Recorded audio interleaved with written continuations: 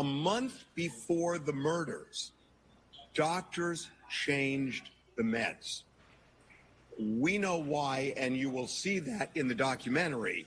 And I think for many, it will shock you why they changed it. I got nightmares in my head, I fear thoughts build up until I can't hear. My mind fills up into a creature, and it haunts me somewhere much deeper.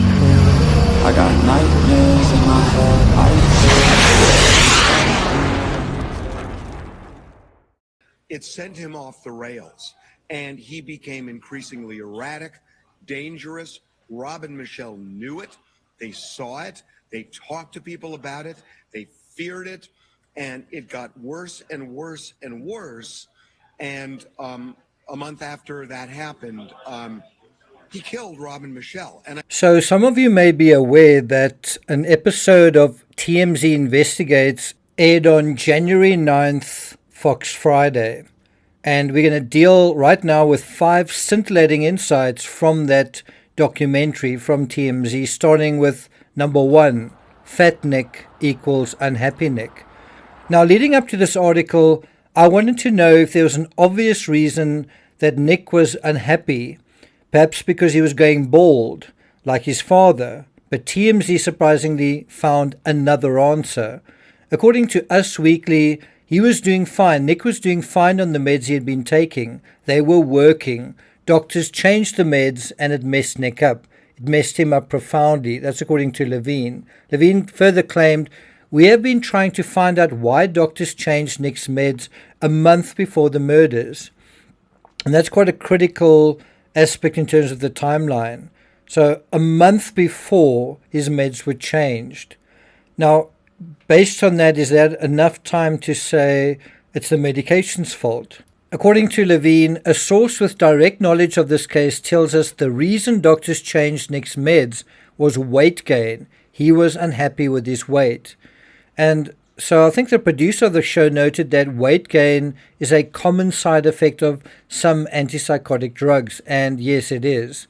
So what was Nick's mental state in mid-December? Well, I don't think it's rocket science. I think it was a lot like Fat Thor's mental state. I know you think I'm down there wallowing in my own self-pity, waiting to be rescued and saved, but I'm fine. Okay. We only need to look at photos of Nick in late 2025 to see that he clearly wasn't a happy camper. He's unsmiling, he doesn't seem particularly interested in dressing up for glamorous events either. But the point is, Nick's medication wasn't changed because he was erratic or problems with his mental state. It was because of weight gain. And if you think of that alone, where you say, I'm not happy about putting on weight, that is something that is quite rational. And Nick at 32 was starting to feel like the ugly duckling heading into Christmas. In some of those last photos of Nick with his family, have a look at how much better and buffer his older brother Jake looks. But we also need to take this into consideration. Absent literally everything else, Nick was unhappy with Nick. That unhappiness underlies everything else. And in a very superficial Hollywood and Brentwood, being overweight is probably going to affect your love life.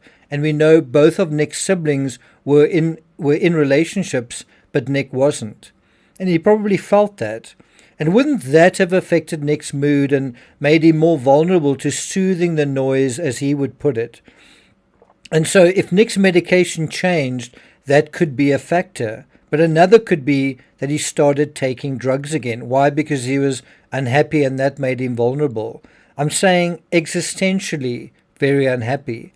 A blood test by the cops when they arrested him will possibly confirm the existence or absence of recreational drugs in his system. Number 2, meds changed a month before the murders. We did touch on this a moment ago. According to Us Weekly, Levine claimed doctors accommodate Nick by changing his meds, which then results in a cascade of mental problems that end with the murders of Rob and Michelle Reiner. But the important thing is that this happened a month before the murders. And so the question is, if the medication is responsible for all of this, why were they not murdered earlier? Number 3, competency. Should Nick be in jail? Should he even be in court? Well, you can see the defense already sowing the seeds of a mental illness defense with stuff like this.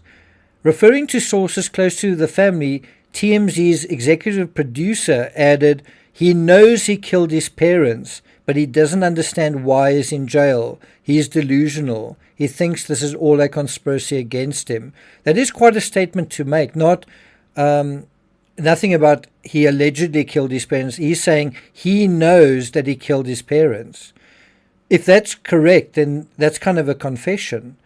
The conspiracy part feels like someone took a leaf out of the Karen Reid playbook, and because it seems intended to kindle a conversation around mental illness. Anyway, according to US Weekly, people who are in active psychosis don't belong in a residential treatment center at first. They belong in a hospital. Without a shadow of a doubt, the mental health system in America has failed the Reiner family. There's no question that Nick should have been hospitalized during this period of time. Now, if that's true, well, is Nick even competent to stand trial? And should he be in jail? If it's true that he's totally incompetent. The other thing is, has Nick been evaluated in terms of his competency? If not, why not? According to Fox News, insanity requires a psychosis, schizophrenia, or something similar, such that Nick doesn't even know he's killing his parents. In other words, he can't tell the difference between right and wrong. That is confusing fiction with reality. He thinks, for example, that there are aliens or demons or God telling him to do something. And that then brings us to the knife. Arguably, this is the most important aspect in this whole case. The knife, the murder weapon, is one of the biggest mysteries and questions regarding this case. Where it came from could be decisive in revealing the killer's state of mind. And look at this from Us Weekly. Our sources say a critical piece of evidence in this case has not been found. The murder weapon. TMZ's Harvey Levine claimed in the documentary it is really important for the DA because if Nick had gone out and purchased a knife shortly before the murders, it would show premeditation. Well, yes, it would. And if premeditation is present, you can kiss all your mental health and changed medication narratives goodbye. And all this bullshit that you think is so important, you can just kiss all that goodbye. To TMZ's, Levine's credit, he does make this very important point. He says, if Nick took a knife out of the kitchen, that might show more spontaneity. But that knife is really important. We know the police have been looking for it, but we are told so far they haven't found it. And that brings us to number 5, the fact that the knife was hidden. If Nick committed the murders and then hid away the murder weapon, those are going to be mutually destructive issues to any insanity defense. Is that clear? Why would he hide the murder weapon if he was unable to tell the difference between right and wrong? But from a legal perspective, this is a vital aspect of this case. In the O.J. Simpson case, the knife, the murder weapon, wasn't found either, and guess what happened? The killer got away with murder. Interestingly, in that case, even though they weren't able to find the murder weapon, they were able to describe the kind of weapon that was used in that particular case.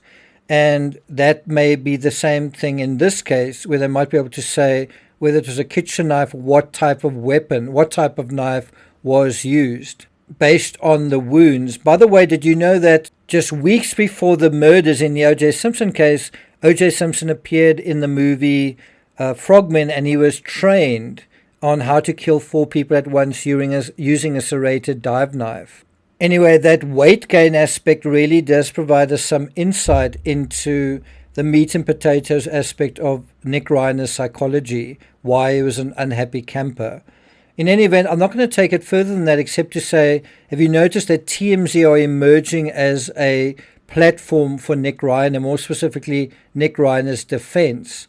And obviously the golden carrot from a purely media perspective is to have Nick Reiner on your side and perhaps one day giving you his exclusive, which is sort of the holy grail in this particular thing, a very high profile case, and then you are the preferred media person that they're going to talk to. And it does seem like that is the angle that the route TMZ are taking in this particular case. Doesn't it look like that?